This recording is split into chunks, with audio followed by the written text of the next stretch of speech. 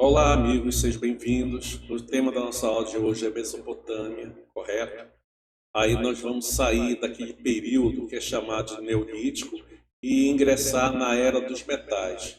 Então, a civilização da Mesopotâmia, na verdade, trata-se da contribuição de um conjunto de povos, de sociedades, correto? De culturas, que auxiliaram através da criação de novas tecnologias e da complexidade social a criar aquilo que a gente chama de civilização. Então, a primeira civilização que vai surgir na história é a civilização mesopotâmica, correto? Entendido até aí? E, claro, e a civilização mesopotâmica vai dar fim à pré-história e iniciar o contexto que a gente chama de história antiga oriental, junto com a civilização egípcia. Aí você vai perguntar, ué, mas o Egito ele não localiza-se na África? Sim, está localizado na África. No entanto, os egípcios antigos tiveram muito contato com esses povos aqui, que a gente chama dessa região do Oriente Médio, ou Oriente Próximo, né?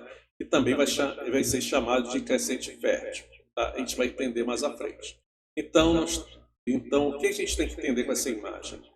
Que nós estamos entrando no fim da pré-história, dando início à pré-história, que eu digo, né? A história antes da escrita, antes da invenção da escrita, e dando início às sociedades mais complexas, no caso aqui, a Mesopotâmia. Perfeito? Isso lá no contexto de história antiga oriental. Então vamos lá. Aqui nós podemos observar, né, que o termo Mesopotâmia significa aqui terra entre rios. Mas se você for observar a rigor, não é bem isso. Por quê? Porque meso quer dizer meio e potamos vem do grego, que quer dizer cavalo d'água, né? Ou hipopótamo. Bom, eu não vou entrar nessa polêmica da semântica, da linguística, porque o que me interessa aqui é configurar isso aqui, ó, o território. Então, Mesopotâmia significa, historicamente, terra entre rios. Quais são os rios? O Tigre e o Eufrates. Eles vão estar bastante presentes no Antigo Testamento da Bíblia. Então, por isso que provavelmente você já ouviu falar deles, correto? Localizado no cinturão do crescente. Aí chama de crescente fértil, tá? Aí você vai entender aqui, até visualizando essa imagem. Aí vamos ter um pouco de calma. Ó, observe aqui. Região da Mesopotâmia, o rio Tigre e Eufrates, tá certo? Aí vamos até o Egito, né? Ou no caso aqui onde fica o rio Nilo. Toda essa região aqui em forma de lua, né? De lua crescente, a gente chama de quê? De crescente fértil. Vocês estão observando aqui, né? Entendido? Beleza, né? Então, visualizado isso aí, vocês já se localizaram espacialmente. Vamos voltar ao nosso slide anterior. Correto? Vamos lá. Então tá. Já nos localizamos territorialmente. Aí nós vamos aqui para a economia, certo? A economia é baseada na agricultura e no comércio. O comércio já é o elemento principal que vai ajudar a desenvolver as cidades-estados, que é a troca de mercadoria por mercadoria, né? A troca de gêneros. Com o surgimento do comércio, vai também surgir a intermediação da troca, que é o surgimento da moeda, certo? Embora ela surja na Lídia, ela já vai ser usada aqui nesse contexto da região dos Mesopotâmios, tá certo? Entendido aqui? Beleza, economia, agricultura, comércio, temos a criação da moeda e o modo de produção asiática, vocês têm que esquecer isso aqui, porque geralmente isso dificilmente vai cair em prova, tá? Mas só estou colocando aqui para vocês lembrarem que existe esse conceito aqui. E quer dizer o quê? Modo de produção asiática é igual a um poder centralizado na mão de um líder, correto?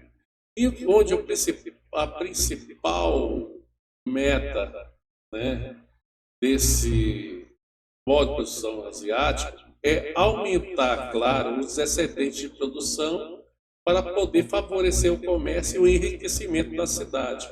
Isso vai ser feito através de quê? Das obras hidráulicas. É por isso que no vestibular, ou nos exames em geral, essas sociedades, tanto da Mesopotâmia como do Egito, vão ser chamadas de sociedades hidráulicas. Entendido até aí, né? Beleza. A sociedade é estamental, correto? Ou seja, baseado em estamentos, governado pelo Estado. Bom, quem é o representante do Estado? No caso, é o rei, né? O rei ou o imperador, perfeito? Tanto o rei como o imperador assumem o poder, tanto terreno como religioso. Ele é o chefe dos guerreiros, correto? Que é uma outra casta, né, abaixo do rei, e é também chefe da religião, que é uma casta, né, grupo social intermediário. A gente já viu isso numa aula anterior, perfeito? A gente vai desenvolver isso principalmente nas aulas presenciais, por conta do tempo. Então, vamos lá. A sociedade estamental, ou seja, dividida em estamentos, em classes controladas pelo Estado, e o poder é centralizado, perfeito? Aí, qual vai ser a configuração dessas sociedades? O espaço que elas vão habitar? As cidades-estados. Então, a sociedade é uma sociedade estamental, com poder centralizado, que vivem dentro das cidades-estados. Então, nós vamos ver que vai ter uma pirâmide social aí, né? Ou seja, uma sociedade de classes, nós vamos ter primeiramente no topo da pirâmide o rei, o rei ou o deus guerreiro, no caso, vamos dizer assim, né? Que é o imperador. Ele vai controlar o Estado, correto? Abaixo dele nós temos a casta ou grupo social dos guerreiros. Abaixo dos guerreiros nós vamos ter os sacerdotes, que vão intermediar a relação entre os deuses e a população em geral. Na base da pirâmide social, nós vamos ter os artesãos, os agricultores e os escravos. Perfeito até aí? Aí tá, né? E aqui vocês podem observar nas imagens, primeiro, a imagem de uma cidade da Mesopotâmia, uma cidade antiga. Nós vamos ver aqui o surgimento da escrita, né? Correto? A invenção da roda e a introdução da moeda, se bem que não era essa aqui, tá? Essa aqui foi improvisada. E principalmente o que vai se destacar aqui? A invenção da escrita. Entendido até aí? Perfeito, né? Então, vamos avançar mais um pouco aqui. Detalhe. Aqui à sua direita são os principais povos mesopotâmicos, tá certo? São os babilônios, os sumérios e os assírios. Existem outros povos também? Existem. Mas esses aqui são os principais, porque cada um deles vai dar uma contribuição, né? Tá certo? Para a cultura oriental. Entendido aí? Ou para a humanidade de forma geral. Perfeito? Vamos lá. Depois a gente volta a esses slides, se der tempo. Opa, vamos lá. Ok.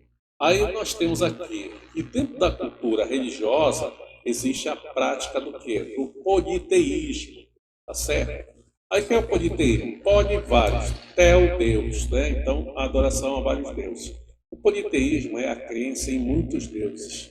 Os antigos deuses mesopotâmicos, né, habitantes da Mesopotâmia, acreditavam em mais de 3.000 deuses. Então, Deus não faltava lá.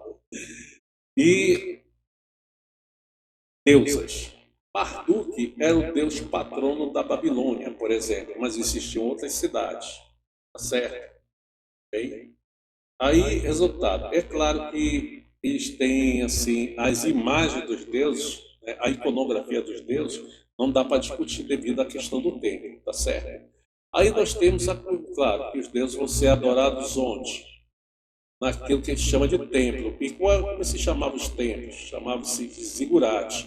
É para só. Apesar de ser um templo religioso, também era um armazém. Eram armazenados os grãos que criavam os excedentes de produção ali. Por isso que você vai ver que essa dupla função vai fazer com que esse edifício, né, essa obra, seja a que mais vai se destacar em termos de dimensão, de tamanho. Vai ser uma obra grande, porque ela vai ter uma dupla finalidade. Uma, guardar reservas de grãos, né, dos excedentes de grãos, e também, é claro, de adoração entre os deuses. Né? Então, você vai adorar o Deus. Para eles era muito importante você fazer um monumento, né? E que ele se destacasse para a população. E onde você estivesse dentro da cidade-estado, você observaria o quê? Observaria esse templo aqui que a gente chama de zigurate, que é a relação que favorece, que é uma referência de interligação entre os homens, entre os humanos e os deuses, né? Entre os mortais e os imortais. Entendido até aí? Beleza, né? E por último, é claro, quem vai cuidar desses templos são os sacerdotes. Aqui nós vamos ler aqui, os sacerdotes e sacerdotisas eram os únicos permitidos dentro do zigurate, encarregados de fazer os sacrifícios e ofertas, que a gente chama de oferenda, né? Para apaziguar a ira dos deuses, né? Quer dizer, pacificar os deuses. Eles tinham muito poder na antiga Mesopotâmia, porque se acreditava que eles eram o canal intermediário entre o povo e os deuses, tá certo? Então, uma classe alta, né, média alta, que estava entre os guerreiros, um pouco abaixo dos guerreiros, e abaixo do imperador, correto? Mas que tinha uma grande influência na população. Entendido até aí? Entendido? Então, para que era usada a religião? Para manter a estabilidade social, né? Já que muitos nobres vão usar a religião para legitimar o seu poder. Né? Isso é um assunto que a gente pode discutir mais aprofundadamente em sala. Ok? Então aqui a gente encerra a nossa primeira parte. Perfeito? Depois a gente vai para a segunda parte para que o vídeo não fique tão longo. Ok? Obrigado, gente. Até a próxima.